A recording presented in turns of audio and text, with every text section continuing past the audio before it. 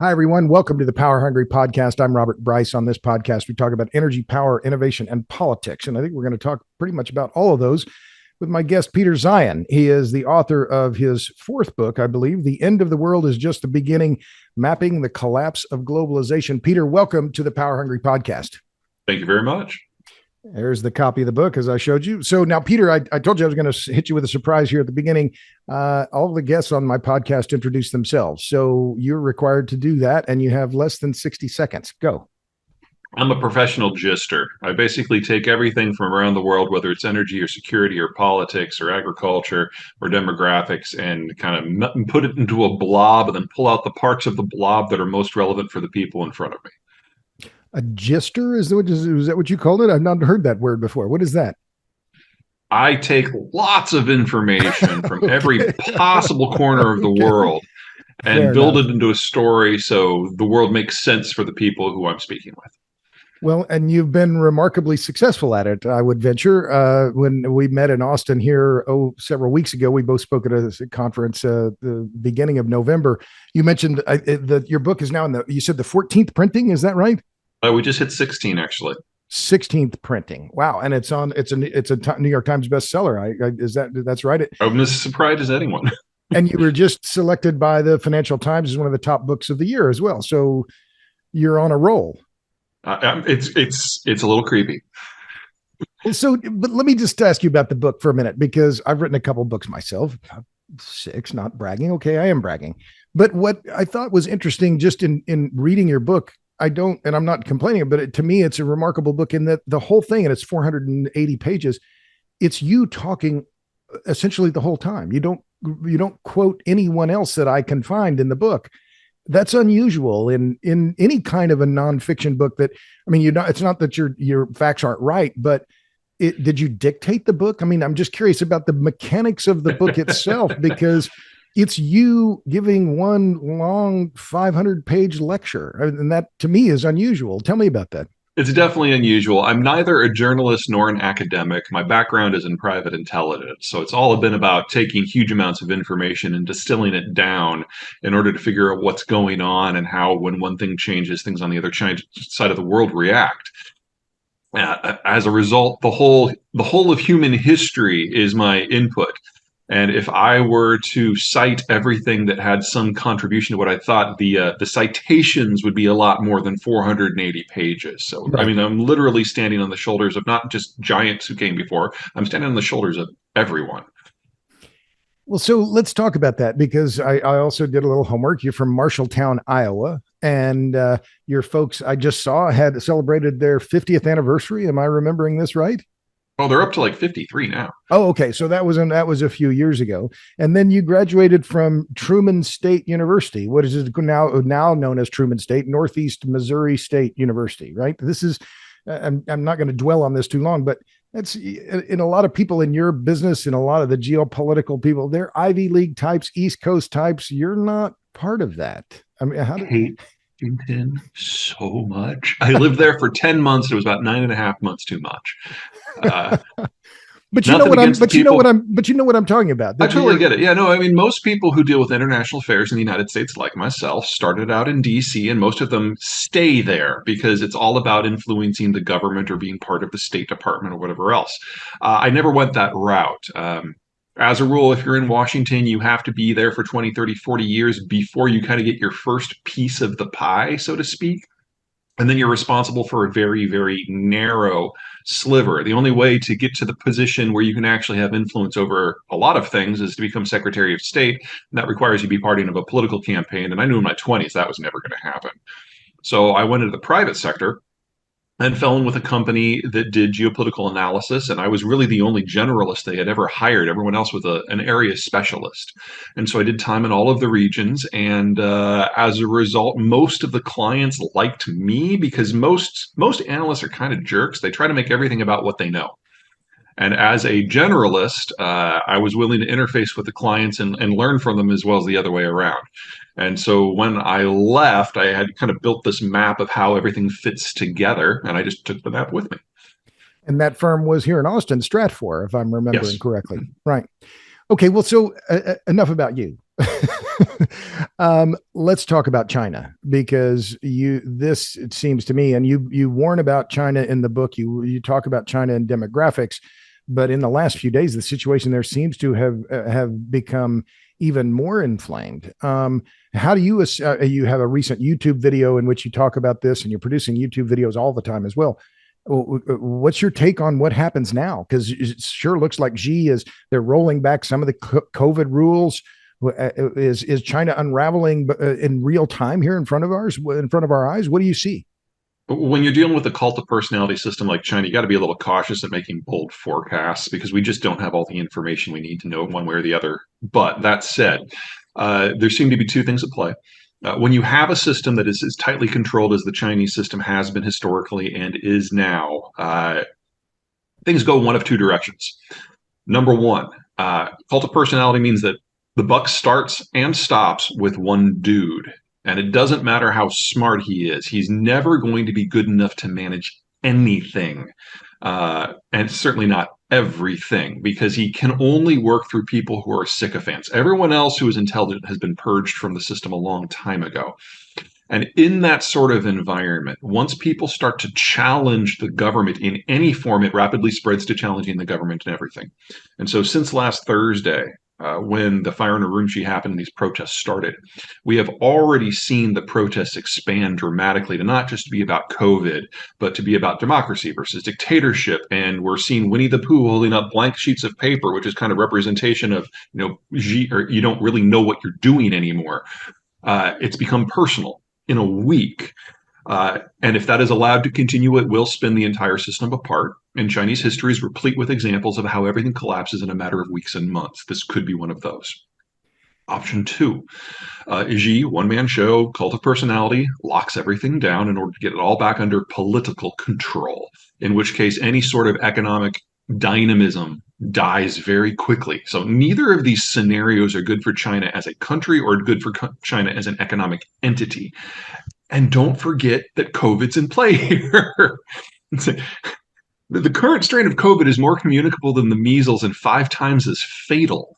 And we just had several hundred super spreader events. And their vaccines don't work. They don't work at all. So if they don't go into an immediate nationwide series of lockdowns, we are talking literally about hundreds of thousands to millions of deaths a month, concentrating what the United States did in 3 years into a very short period of time because we were exposed in stages. And half of our exposure happened after the vaccines came out. That's not what's going on here. Well, so damn.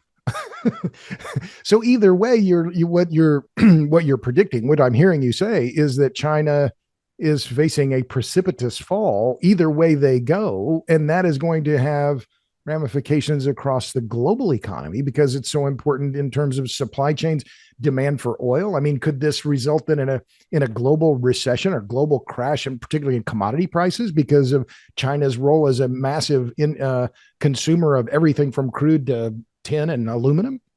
Well, I mean, to set China aside for just a second, Yeah. so many things are going wrong all at the same time. As soon as we got to the end of the Obama years and it was clear that the Americans were done maintaining globalization, first Trump, now Biden, we've always known we were going to get here.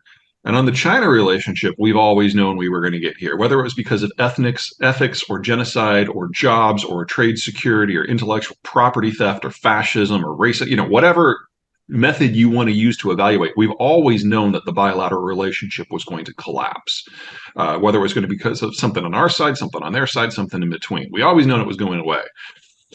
And we've always known that China was going to go away. Their demographics are the most terminal on the planet and in history. The birth rate in Shanghai and Beijing are the lowest ever recorded, and they just got revised down another 20% in the last 2 months. We now have a birth rate in China that in the last 6 years has dropped by 70%. And the Chinese are now admitting that they overcounted their population by over 100 million people, and all the missing millions are under age 40. So this was already a country in full demographic collapse that was going to cease to exist this decade. Everything that's happening now with Xi and COVID is just on top of that.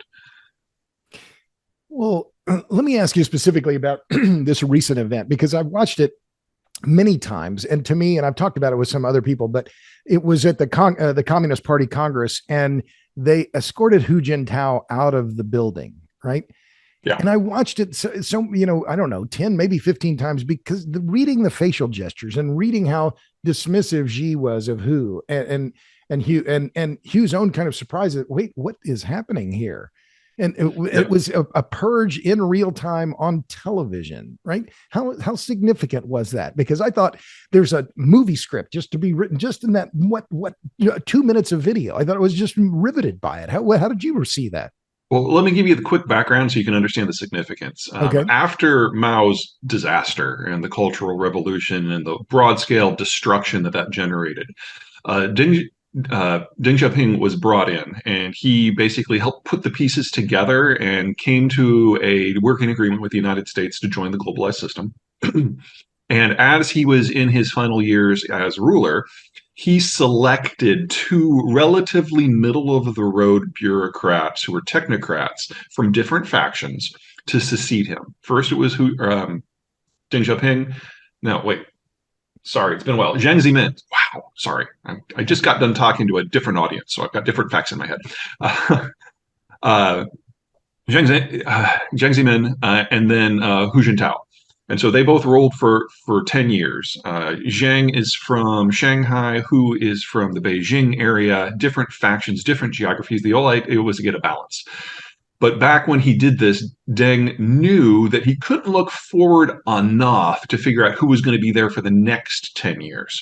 So he left it those two factions that he did choose to select who the compromise candidate would be for number five. And that ended up being Xi. So when Xi comes in, he recognizes that he's a compromise candidate, and he feels the need to break both factions as well as all of the others to make sure that no one can challenge him. So he called it an anti-corruption campaign effort that dominated his first 5-year term, in which he got rid of everybody he saw as problematic. And then in the second 5 years, he went after the factions themselves to make sure that they could not function independently of him. And in this, Hu Jintao was broadly supportive. And by the time we got to the third party Congress last month, he was the only one left. And so the symbolism of taking somebody who actually supported you, but was the last semi independent pole of power within the entire system, and publicly melon scooping them from the political discourse, that was powerful. And it started what has now become a race among the sycophants within the current government of who can prove themselves to be more loyal. And as a result, we are seeing policy collapses across the entire political system. And COVID is just one representation of that. We're seeing this in relations with Russia, in relations with the United States. We're seeing this in the power sector. We're seeing it in the financial sector. We're seeing it in housing. I mean, the whole system is shaking apart. And I got to admit, it's kind of entertaining to watch. Entertaining, but damn scary, isn't it? I mean, Totally scary, but I don't live in China. well, and I want to come back to why you're bullish on the U.S. I am as well. In my last book, my fifth book, I talk about why the U.S. has so many advantages, right? Geographic, demographic, et cetera. We'll come back to that. Um, but what I mean, just cast this forward in terms of commodities, and because China has been such a massive absorber of every kind of commodity around the world and a massive exporter of labor intensive goods, including Apple iPhones. What does this mean for Apple? Let's start with them. Oh, well, Apple's totally screwed in the midterm. Apple is the American company that has refused to see the writing on the wall. And every time there has been a hiccup in relationships, whether it's the trade fight started under Obama, getting serious under Trump, getting codified under Biden, whether it's warrior wolf diplomacy, genocide, Hong Kong, whatever it happens to be, Apple has doubled down.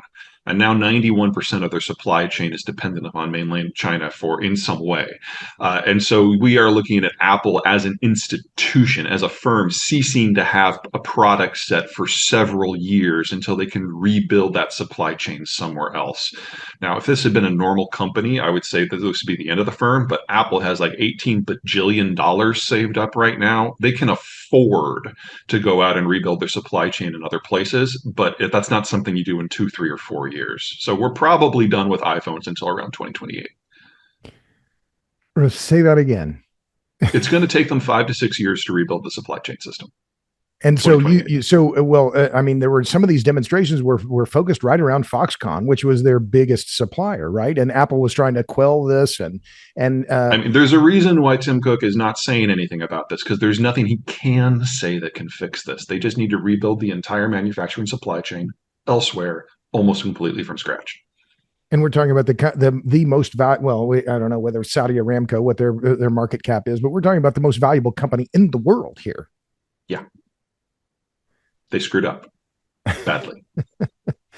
So let's talk about when we set up this interview. And when we talked here in Austin, I said I wanted to talk to you about China. Well, now China has really interrupted the queue, but we also talked about Mexico, and you talk about Mexico in the book as being the most important trading partner for the U.S. for the coming decades.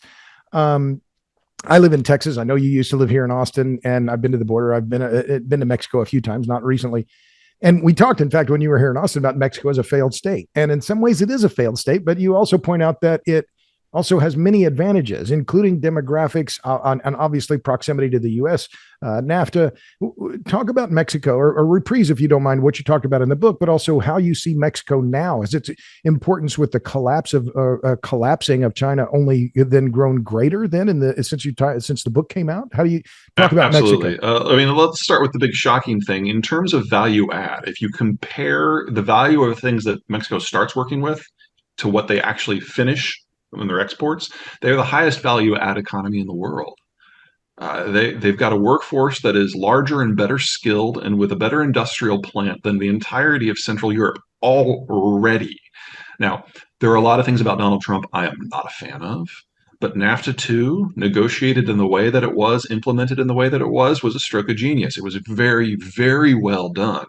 And in most economic sectors, Mexico is already one of our top three trading partners. And overall, they officially passed China this past year to become our number one trading partner. And that's a position they are unlikely to give up in our lifetimes. In terms of manufacturing, because that's where it gets really sexy, we have offshored our industry a lot because of globalization. And the Chinese have taken full advantage of that by design because we brought the Chinese into the anti-Soviet coalition during the Cold War.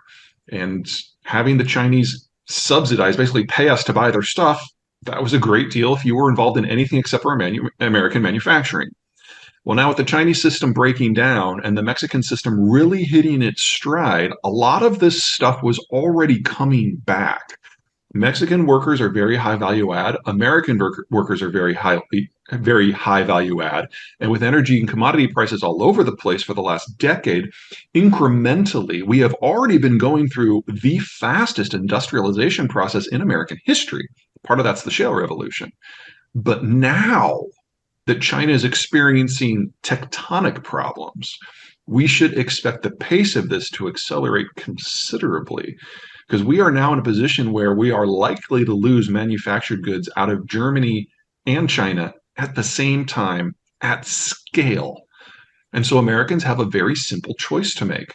We can have high inflation and not have goods, or we can build our own industrial plant with the Mexicans and have the fastest economic growth in our history. I mean, this is not a hard decision to make. Well, you made that point when you were here in Austin as well, talking about the fact that the German industry is decamping for the U.S. and BASF is one of those companies, right? The biggest chemical maker in Europe, one of the biggest in the Well, world. and BASF is not just important because it's huge. It's important because it produces the base material that allows all other German manufacturing to happen. Without the Russian natural gas coming in any longer, BASF knows that its economic viability within Germany is already over, and so they're relocating everything they can to primarily Louisiana because that's where the natural gas is. But Right. that won't save the rest of Germany.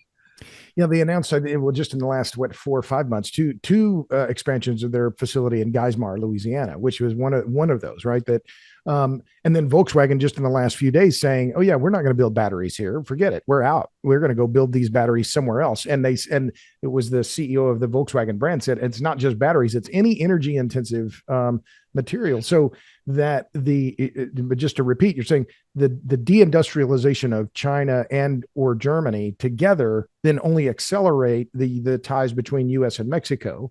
So what about Canada? Canada is not going to be as important. It's a third of the size of Mexico, roughly. talk about Canada then for a moment, if you don't mind.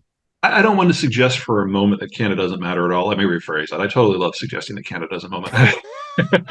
uh, but the key thing to remember about the United States Mexico relationship is we have different skill sets. We're good at different things. We're good at different price points. And whenever you're doing a manufacturing system, you need different labor skill sets at different price points. And the border region is perfect for that.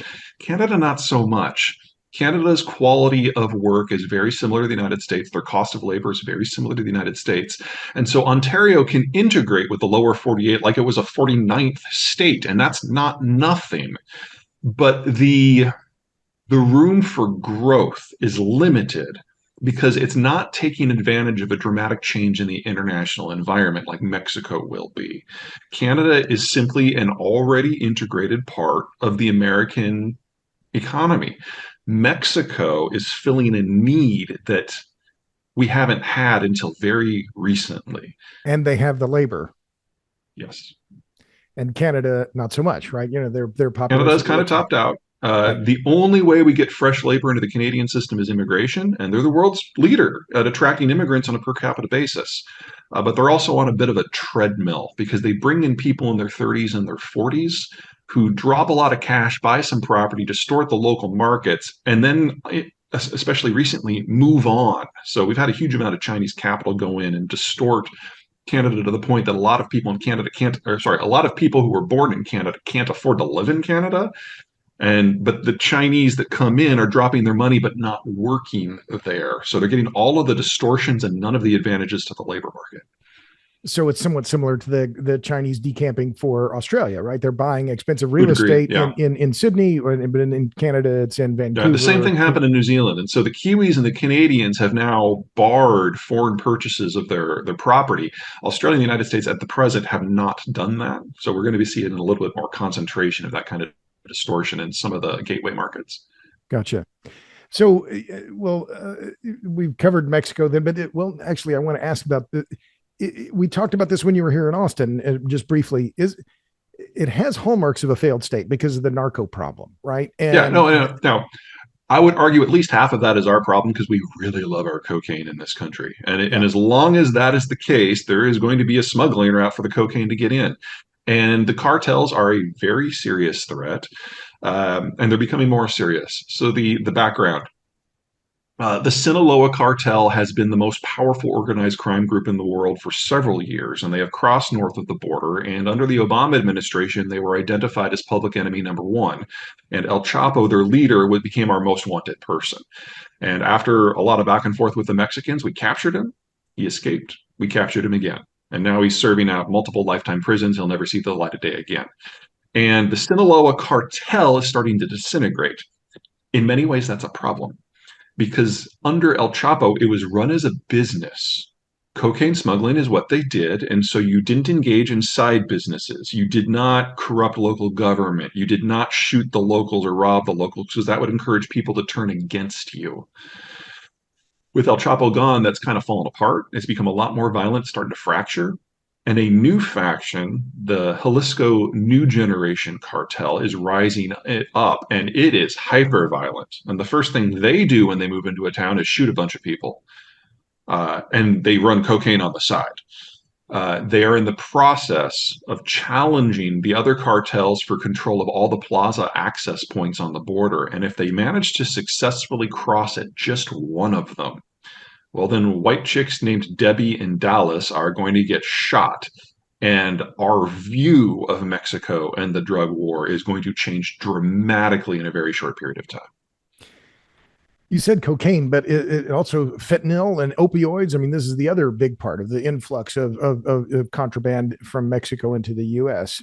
Yeah, I don't mean And to suggest that those are not important. They yeah, are, but the sourcing for that is very broad based. The Mexican cartels are only part of the constellation for the supply of those. gotcha. So, but to bring it back to that idea about then the violence and I've watched it from a distance. I don't speak of any of this firsthand, but it just seems that this violence and the lack of rule of law, or to put it a different way, the strength of the cartels in many of the provinces in Mexico, this is a problem. But you're saying that the maquila industry and the other industries that are industrial that are going to be important to trade for the U.S. can be somewhat immune from that failed part of the Mexico state. Is that a fair way to put it? Immune might be a bit strong. Part of the problem we're facing with the Insulated, maybe. Yeah, I'd agree insulated. Part of the problem with the cartels is that in northern Mexico and in southern Mexico, you've got a topography that is relatively difficult for governments to control. So in the north, you've got a highland desert. In the south, you've got tropics. It's just difficult for states to push their writ in areas like that. That's one of the reasons why central Mexico has, as a rule, been less violent.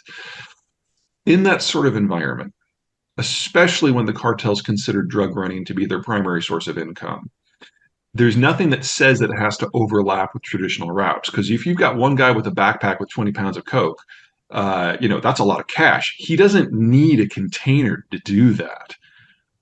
You can have the two operating side by side with a degree of insulation, and the violence itself is usually never more than 1 or 2% of the physical land area of the country at any given time. So if you got a Mm. security team with your operation who knows how to keep their ears to the ground, they can figure out what's coming and when to shut down and who not to deal with, and it can be managed. The challenge moving forward is if Jalisco really does get control of a plaza, the plazas are where the licit goods transfer through, and that's too close. El And Chapo and the Sinaloa use those, but they don't interfere with trade because they realize it would be bad for their business. El Mencho and the New Generation cartel would probably have a very different operating strategy. And when you're talking about the plaza, you're talking about the Zocalo, the center of the town. You're talking about that they wouldn't operate. The cartels won't be on the fringe of Well, town. They'll be specifically the trade arteries where they cross the border. okay. So the plazas you're talking about. Okay, so the access points to get into Texas or into California would be Correct. the choke points. What you're saying? So if they control or start to control those border points, then it's a different story. Yeah. Right now, they're contested, and most of the violence, almost all the violence, is on the south side of the border. But if they do seize control of one and they have unrestricted access to the United States, that would threaten trade. Now, when you've got a cartel with one dude at the top who's calling all the shots, it's kind of like what's going on in China. If Xi were to die tomorrow, you would have national disintegration in a short period of time because there's no other source of authority. The same with Jalisco New Generation. So if El Mincho were to slip in the shower and fall on some bullets tomorrow, the forecast changed. Fall on some just Happens. slip and having to be executed by an AK-47. Yeah, well, that's an unfortunate shower event. The other key theme we talked about here in Austin, but is also a key theme in your book, is the idea of the Blue Water Navy and the U.S. Navy and its importance to global trade. I had another guest on the podcast, and now I'm bringing it up, and of course I'm forgetting his name. Right, Easterbrook, his book on the Blue Water Navy in the U.S. was really important and talked about the evolution of the U.S. Navy. One of your thesis points that you're talking about in the book is that the the Navy is no longer going to be the cop of the global oceans. Has anything changed since in the interim to make you think that Congress is going to appropriate enough money for the Navy to have more than 300 ships that would bolster the Navy to bring it back? What's your thinking on that lately? No, and even if Congress did, it wouldn't matter. So if you want to patrol the ocean blue for commerce in an environment where you are not the only Navy, you're going to need about 800 destroyers. We've got 70. So the naval buildup that would be required if that's a role we want to play is simply beyond something we could do in anything less than a 50-year time frame. So I suggest you put that out of your mind. Also, at the end of the Cold War, we decided to concentrate our Navy in terms of combat power into the supercarrier battle groups, of which we now have 11. And those are great for knocking off countries, but they're horrible for patrolling because they can only be in 11 places at one time, assuming they're all deployed. So even if we wanted to, we are now technically incapable of patrolling the global oceans. That doesn't mean that we're giving up the Navy, not even remotely. Our Navy is conservatively 8 times as powerful as everyone else's combined. And the world's second and third most powerful blue water navies are Japan and the United Kingdom. So, those three countries in terms of naval cooperation get along the best of any three navies in the world. So that 8 to 1, if anything, is probably closer to 15 to 1. But that is designed for combat power. It is no longer designed for global patrol. So when you talk about that, you're specifically talking about piracy then, and the ability of the Navy to stop the stop piracy on the high seas, like offshore Somalia or other places like that? Call Is it that where? piracy. If a government is involved, call it state piracy or privateering. But yeah, we should expect to see a lot more of all of that. So I had a a little brain mishap there, but the book is The Blue Age: How the U.S. Navy Created Global Prosperity by Greg Easterbrook. He puts forward a similar thesis that the importance of the U.S. Navy is hard to overstate in terms since World War II, which is a point that you make as well in your Totally book. agree. Um, but followed through on that. So is it going to be China being more active or belligerent in the South China Nope. Sea? What is China it? might have 600 ships versus ours, but most of them are very, very small, and only 10% of them can sail more than 1,000 miles from the coast. And honestly, it's not even that good because that 1,000 miles assumes that they're going in a straight line and slow to save fuel. If they're actually maneuvering like you would in war, they can maybe go 350 miles from shore. It's a coastal navy. It is not a regional, much less a global one. And the country that is most dependent upon the Americans keeping the trade lanes open is China. So if they were to do anything so stupid as to challenge the US Navy, we would just park a couple of destroyers in the Indian Ocean basin, cut the energy line from the Persian Gulf, and the China would collapse as a modern state within 6 months. This would not be a hard war if it came to it. Well, so then who's the challenge? I mean, where is this piracy? Where is this going to privateering? Everywhere From where will is it the come? answer because the Americans are no longer supporting the system, and so you're going to get regional powers, whether out of desperation or opportunity, looking after their own affairs in their own ways. In the case of the Persian Gulf, that means the Saudis are probably the greater threat to the Persian Gulf than the Iranians are. We're seeing what's going on in the Black Sea with the Russians right now. And what does Europe look like in a post-German system? We've seen this movie before. It is not good for commerce. So then what's the way forward then? If I mean, because you're painting if one of the macro themes of the book is that we're going to see a lot of reshoring, and this is going to be good for the U.S. And there's a point you made during your speech here in Austin that this longer term is going to accrue to the benefit of the U.S., which I think is likely true because of demographics, energy supply, geography. Geography is destiny, a point you make over and over. But then who are going to be the big rivals then if China is falling, then who and Russia is weak now, who are going to be the principal rivals then for the US in terms of this next wave of growth? Is it going to be Vietnam? Who Well, would the that be? primer on that is book number 3. That's Disunited Nations. And Okay. in that, I break down the countries of the future as we think of them now and explain why they're really mostly failed places and who the countries of the future are going to be. And we're going to have a series of regional powers that are capable of kind of creating a bubble of security in their own neighborhood. France in Western Europe, Argentina in South America, Japan in East Asia, and Turkey in the Levant. Of those 4, since the book came out, the Japanese have found a way to cut a series of deals with the United States, both under Trump and now under Biden. And so basically, we're seeing a fusing of the theoretical Japanese sphere of influence with the greater NAFTA system. And I think before we get too far into this, the Brits are probably going to come along for the party as well. So you'll have a kind of a super system based in the Western Hemisphere that the Americans reign over, for lack of a better phrase, that we have the 2 secondary naval powers of the world that are participating in. And then you'll have these smaller chunks that have kind of melon scooped out their own neighborhood. And the zones in between them just become no man's lands. Well, let's talk about the UK then, because I'm looking at the UK and following, what's happening, particularly on the energy side there. They look to me, I don't want to get too technical here, but totally screwed. I mean, just totally screwed, You're right? being very charitable. They haven't drilled. The heyday of the North Sea is long past, 15 or more years in terms of gas production. They now import more than half of their natural gas. Their electricity prices are through the roof. We're seeing deindustrialization happening in Britain as fast or faster than anywhere else in on the European continent. And yet you're pointing to you, as I'm hearing you, am I hearing you correctly, that you're still bullish on Britain over the long term? Over the long term, I mean, they have to kind of get their heads out of their asses first. So when the vote on Brexit happened, they neglected to imagine what their next step was. They believed, the Brexiteers believed a little bit of their own propaganda that they could just come to Washington and get a better deal than they got with the EU. And when they tried that under Trump, they discovered it was not true. And in order to get a free trade deal with the United States, they basically had to sacrifice control of their financial, manufacturing, and agricultural system.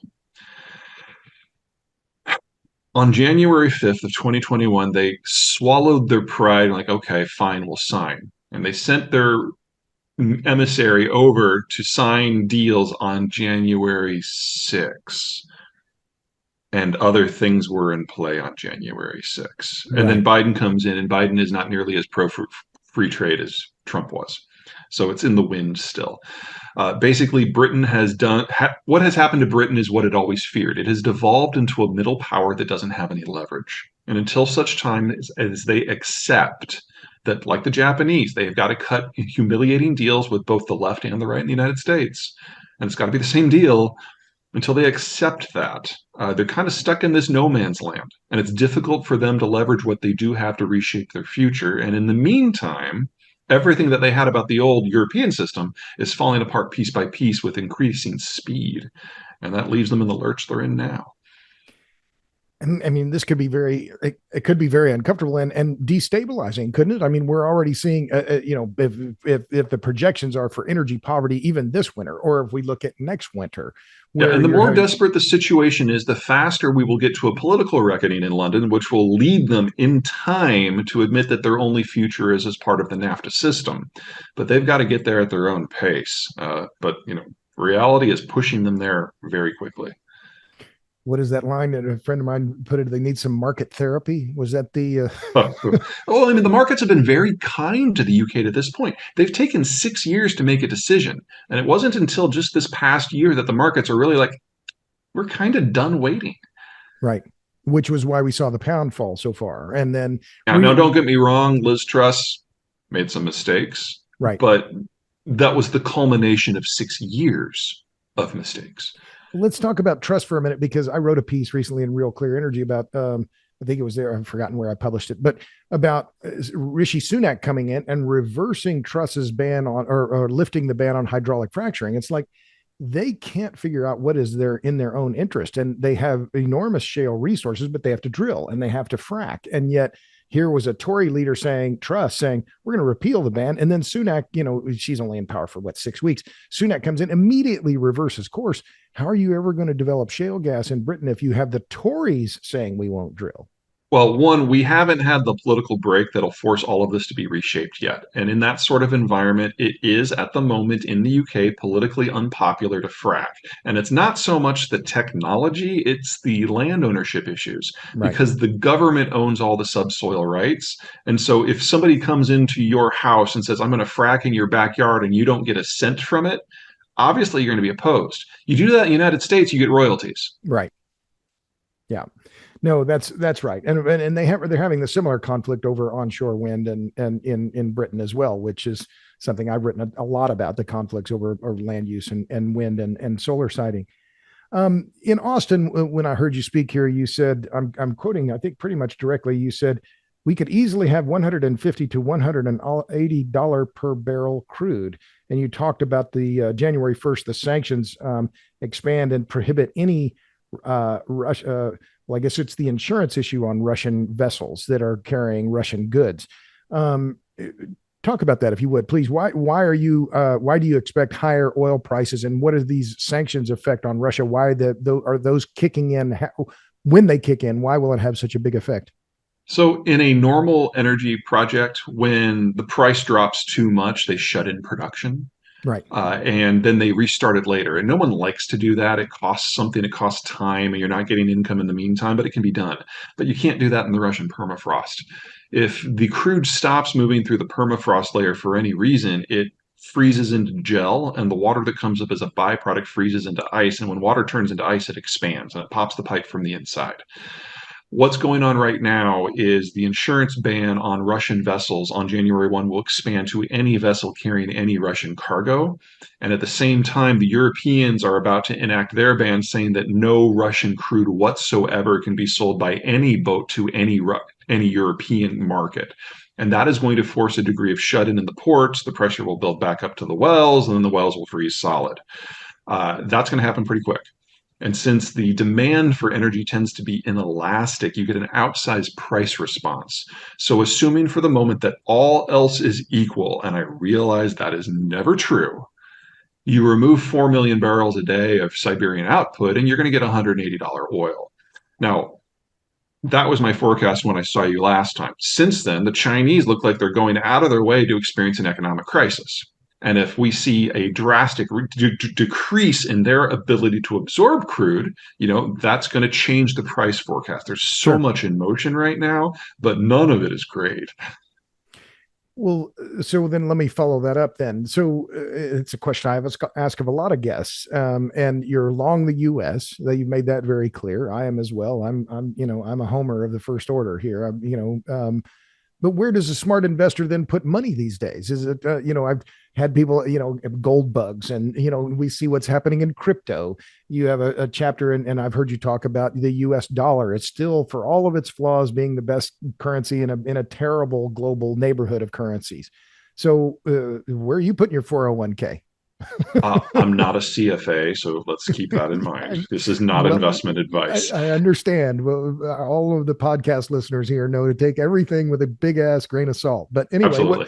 where do you put your 401k money then, Peter?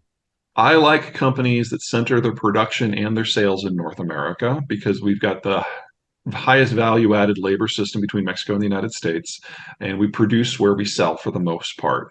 Also, if the product is demographically driven in terms of its demand profile, I like that. And if the end product is very energy intensive for its production, because we have the cheapest electricity and energy in the world, that's great. And if the end product is exportable, that's kind of like my trifecta. And so, agricultural processing, petrochemicals, things like that are most of my portfolio. Since the Ukraine war started, I have gotten into commodities in a very big way, but I will caution you that most players in most commodity markets are truly global. And you want to make sure you are not exposed to Ukraine or Russia or Brazil because the Russian system is fallen apart. The Ukrainian system is unlikely to come back, and Brazil is dependent upon material inputs that come from Russia. So you've got to be very, very careful where you're putting your money in that space, or you're going to get exposed to all the bad along with the good. So when you're talking about Brazil and Russia, you're talking. One of my previous guests on the podcast is Chris Lawson from the CRG group. I'm sorry, he's a fertilizer expert, but he was talking about exports of fertilizer, particularly from Russia. So you're talking about Brazil's reliance on Russia as an export market, but also Brazil as an importer of Russian fertilizer, potash, nitrogen, et cetera. I don't have the data in front of me, but on the whole, roughly 40 to 50% of Brazilian fertilizer inputs are sourced from the former Soviet Union, and most of the remainder is either China or the Middle East. So there's no version of this picture that looks good for Brazil. Well, let's talk about food then, because you talked about ag commodities, and I'm thinking in my head soybeans, corn. You've in the last chapter of your book, I think you call it the third horseman. I think it is the long ride of the third horseman, and you mentioned it here in your presentation here in Austin at the Secured Finance Network. Your outlook in terms of food supplies and famine is Not great. sobering. Let me, Yeah. is that sobering a good word for your outlook? That's a very calm way to put it. And so walk me through why you are Sure. Well, let me make expecting this a little famine. bit more broad. Okay. So, most of the economic growth that the world, not the US, the world has experienced since 1990 is that we've brought in an empire worth of raw materials from the Russian space. And we've brought in a billion workers from the Chinese space. And the outputs from both of those systems have allowed Brazil to bloom in a way that it never could before. We're now seeing all of that in reverse. And if you remove a lot of the added fertilizer that's come into the situation, then the 2.5 billion people that we have added since 1990 are in some very real danger because Brazil is the world's second largest agricultural exporter. Russia is the world's largest exporter of wheat. Ukraine is number five, and Canadian, excuse me, Chinese capital has been part of what's made this all work. And we've seen an increase of the Chinese lifespan by over 40%.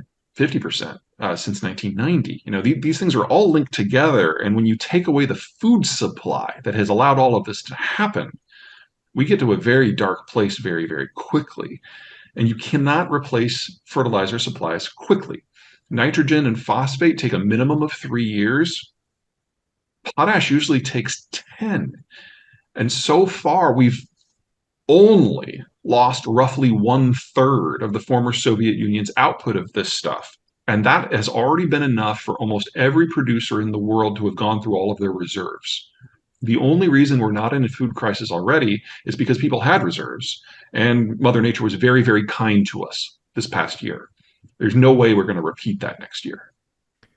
And it's simply because of Russia's outsized role. I think Chris Lawson said they account for something like 20 or 30% of the waterborne trade in fertilizers, right? And if the sanctions are going to affect that, but he said at that point that the Russian sanctions hadn't touched the fertilizer market. Are there sanctions going to hit if you what you said before? Any Russian ship carrying or any ship carrying Russian goods can't be insured. That takes all that fertilizer out of the We're in this marketplace. weird situation where the Biden administration is trying to provide letters of comfort to point out to financiers and shippers that these things are not under sanctions in order to limit the damage.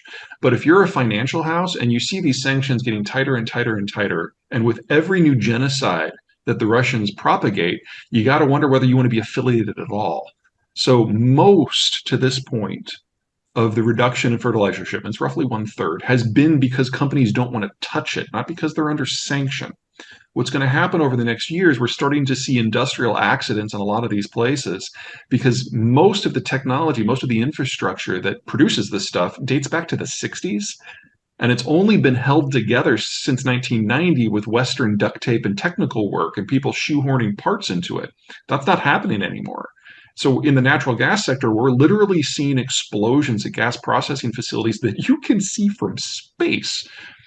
And fertilizers, in many ways, is a derivative of petrochemicals, especially for nitrogen.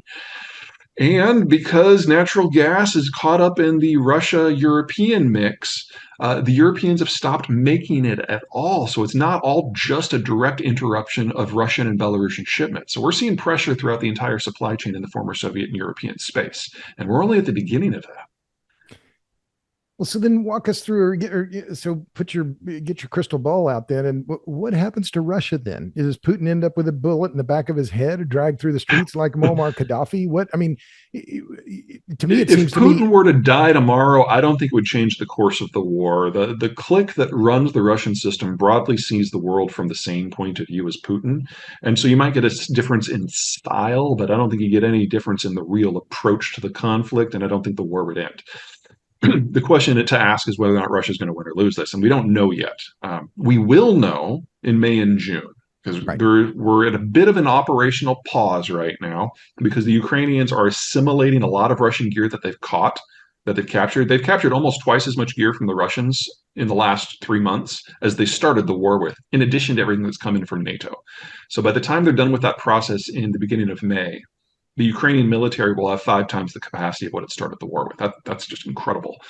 At the same And this time, the is due Russians are and going this to be is due in throwing a large part. half a million to a million more men into the war as well. So it's going to be a very different war.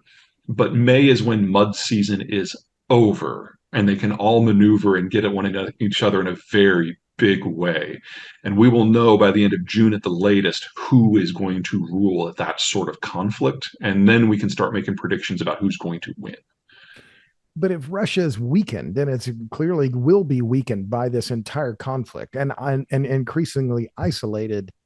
Doesn't that pose a broader threat in terms of global harmony? I'll use that word. Or that if Russia is a weak, does it become a failed state? Does it become a narco state, an organized crime state? Is it the new Afghanistan? What does the future of Russia then look like? Win, lose, or draw It in looks a Ukraine? lot like the history of Russia, an inefficient state that's run by a kleptocratic aristocratic class that oppresses everyone around it in a desperate attempt to find some security. I mean, we've seen this movie before. We've seen it at least 11 times. And so Well, and what does that mean? The gas flows ever then from Russia ever resume back into Europe, No, or is that over the then? explosion in output that we saw since 1990 was largely because of British Petroleum, or I guess it's just BP now, and the Western services firms. They're all gone. And so we know that those fields are going to decay in time, independent of what happens with the sanctions or the tariffs or insurance. I don't want to suggest that Russia is going to go to zero, but the longer this war goes on, the greater the chance that there's going to be damage to the onshore pipelines, in addition to anything that the Europeans, the Americans, and the Japanese do. So we should all consider that anything value added coming out of Russia and anything raw commodity coming out of Russia is going to drop precipitously and in many cases suddenly. But we shouldn't expect on it to see much of any of it coming back within the next several years. Because again, the last time it took 30 years to rebuild the capacity, and that's when the West was very tightly involved. We're not anymore. You mentioned, well, we've talked about commodities broadly, but yeah, I remember distinctly, I made notes on it. You talked about Russia and neon supplies. One of the other gases that is critical for industry is helium, and Russia is another big supplier of helium. So, walk us through that. You talked about neon and the replacement supplies. This is another example of how Russia becomes irreplaceable in that. What about helium as well? Because that's needed in industrial processing. I wanted you to talk about those two elements, but if you look at the entire commodity space, whether it's rare earth elements, neodymium, terbium, whatever, neon, are there a handful of those that you look at as being the most constrained in terms of future supply? I'm not concerned about rare earths at all. That's a processing issue. And the ore that produces rare earth elements comes from almost every mine in the world as a byproduct. So it's just a question of building out the processing capacity. And once the Chinese started to try to blackmail the Japanese a few years ago, a lot of countries, the US included, built out some of that processing capacity. So if there ever was a shortage, we could kind of switch some gears and within a few months have a domestic supply. So I'm not concerned about that. It's like the one thing I'm not concerned about. Industrial gases are a messy space because every gas has its own economics, but all of them are sourced from something called an air separation unit, which just takes the atmosphere and splits it into different chunks. Most air separation is done for oxygen and nitrogen as part of steel foundries, and that's no exception when it comes to the former Soviet Union. The problem is it requires a second stage of separation in order to get the trace gases like helium and neon. And that second stage is usually done at a different facility that's more advanced. And in the case of the former Soviet Union, where 80% of the stuff comes from, that second stage was largely done in Mariupol, and all the infrastructure has been destroyed. For Interesting. those of you who don't know, helium and neon are the two critical components in semiconductor etching lasers. So we are going to have a massive global shortage in semiconductor fabrication capacity within a year. Which means car manufacturing, among other things, will be much more constrained. We're going to have to decide what goes back to analog for a while. It's going to take 2 to 3 years to build out replacement infrastructure somewhere else. So Intel planning to build this multi-billion-dollar fab here in Taylor, Texas, just north of Austin, is going to be part of this reshoring in particular. But they're going to need these rare gas or these relatively rare industrial gases to make any of it work. I need to pick that apart a little bit because it's yes-ish. Several companies, most notably Taiwanese ones, after the last scare we had with neon, which happened back in 2014 with the last Russia-Ukraine war, have invested a lot in recycling of the cartridges that have the neon and the helium, and they've made a degree of progress. And those recycling facilities are actually located in-house. So there are some technologies under development with this and different kinds of lasers to try to slim down the need. It's not happening fast enough, but it is happening. Intel's not reshoring. That's a fundamentally new technology that they're implementing at scale. And most of the high-end fab facilities that the Biden administration is encouraging fall into that category. The key to remember with semiconductors is there's different categories of quality. The high end that goes into servers and phones and computers, that was already done here, as well as in Korea, Taiwan, and Japan. And so when we expand our footprint of this stuff, we're actually taking market share from allies. The low end, the Internet of Things, your smart light bulbs, that's all China. Gotcha. So I want to, since you're talking about China, you have you're on YouTube. You have a very successful channel on YouTube. You're producing content all the time. I mean, you mentioned, by the way, when we met here in Austin, and I do a fair amount of public speaking. I had 40 engagements this year. You told me then you were doing 160 this year. Is that right? In calendar year Done like 20, 15 since then. but your total engagements this year will be 160 speaking engagements, something like Oh that. no, I'm going to top 180. 180. So Yeah, you've added 20 I'm since so I saw tired. you. Okay, well, so that's the tee up for in this recent video about China. You were talking about Xi, and you said, and this issue of the information rate and a one man rule. And you said, I'm quoting you here. You said, a person only has so much bandwidth. How do you have so much bandwidth? I mean, I'm staggered truly because I get tired of hearing myself talk, and I can imagine hearing myself say, the same. You're not saying the same thing 180 times, but to do anything that much, you have a speaking engagement every other day. How do you do it? Well, I've got a great team supporting me, and if I ever implied that this was all me, that was not what I intended. I apologize. No, no, I know, I'm And not implying. my job is to figure out how the world works and look at it through the eyes of everyone who is in front of me so I can explain to them the opportunities and the obstacles in front of them. I am not attempting to micromanage their business. There's a big difference between helping people see the world through a new angle and trying to micromanage a country of 1.4, or excuse me, 1.2 billion people. One of these is an easier test than the other, and I have very open lines of information and communication to the world around me, whereas Xi has built a wall. So, well, you mentioned your team. So, how many people do you have? Zion on geopolitics is your firm. Is it an LLC? How do you what kind of entity is it? Most of us are involved in research in some way. Where there's only half a dozen of us total, but then we, of course, outsource for people for contract work that do very specific things like graphics and web support. Gotcha. So, but I'm truly am impressed by your output. I mean, how do you have a photographic memory? I mean, like I mentioned the book, and I've seen you speak. I've heard you on podcasts. I mean, the command that you have, and I'm not blowing smoke up your skirt here, but the command that you have over the amount of information that you deal with and the amount of information that you turn around and make your own and then produce as content is, I mean, I've been to, as my father used to say, a county fair and a goat rope, and it's damn impressive. How do you do it? Well, I've got two things going for me. First of all, I'm a generalist. So it's all about drawing connections among different things. And every time I'm in front of an audience, I'm learning the world from a new point of view. You do that 180 times in a year, you got a book. And that's where the last one came from, to be perfectly blunt.